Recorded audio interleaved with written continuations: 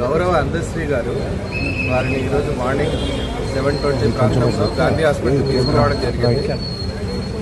రాగానే మా వాళ్ళు చూసి బ్రాడ్ డెడ్గా డిక్లేర్ చేశారు. అంటే అప్పటికే చనిపోయి 5-6 గంటలు అయినట్టుంది. రైగర్ మార్టిన్స్ బాడీ అంతా స్టిఫ్గా అయిపోయింది. తనకి 15 ఇయర్స్గా హైపర్ టెన్షన్ బీపీ ఉంది. దానికి 1 మంత్ నుంచి ట్రీట్మెంట్ వాడట్లేదు. 3 డేస్గా చెస్ట్ డిస్కంఫర్ట్, కొద్దిగా ఆయాసము ఇలాగా చెప్పారంట ఇంట్లో. తను నెగ్లెక్ట్ చేసినట్టున్నారు. కానీ ఒక 1-2 డేస్ నుంచి మళ్ళీ బీపీ ట్యాబ్లెట్స్ వాడుతున్నారు. నైట్ మామూలుగానే పడుతున్నారంట.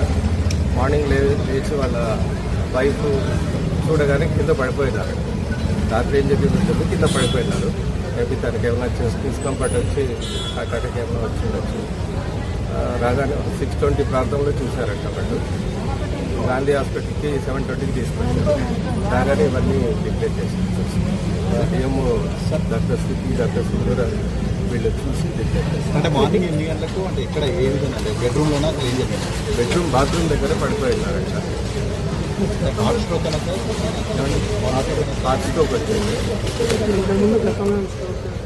తనకి ఇంతకుముందు ఏమీ స్ట్రోక్ ఇట్లాంటి హార్ట్ ప్రాబ్లమ్స్ ఏం లేదు. ఓన్లీ బీపీ మాత్రం ఉంది. దానికి ట్రీట్మెంట్ వాడుతున్నారు. 1 నెల నుంచి వాడట్లేదు. సార్ మరి ఇంతకుముందు ఎప్పుడు హార్ట్ స్ట్రోక్ లేదంటున్నారు. మరి అంటే తీసుకురావడంలో లేట్ జరిగిందా లేకపోతే ఎందుకు చనిపోయారు? 2-3 రోజుల నుంచి తనకు డిస్కంఫర్ట్ ఉంది. దానికి అంటే డాక్టర్ని కన్సల్ట్ చేయలేదు. ఫ్యామిలీ ఏమంటారు? అదే చెస్ట్ డిస్కంఫర్ట్ ఉంది. దానికి ట్రీట్మెంట్ తీసుకోలేదు.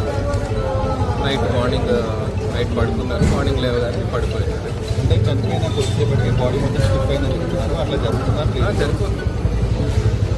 కొద్దిసేపటికి కాదు, ఫ్యూ అవర్స్, 4-5 గంటలు జరిగింది. Okay sir, thank you sir.